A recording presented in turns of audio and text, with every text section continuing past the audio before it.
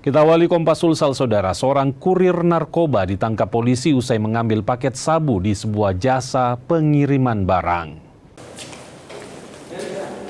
Kurir narkoba yang ditangkap usai ambil sabu di jasa pengiriman di Jalan Ayepati, Kota Ambon, berinisial BMT alias Atus.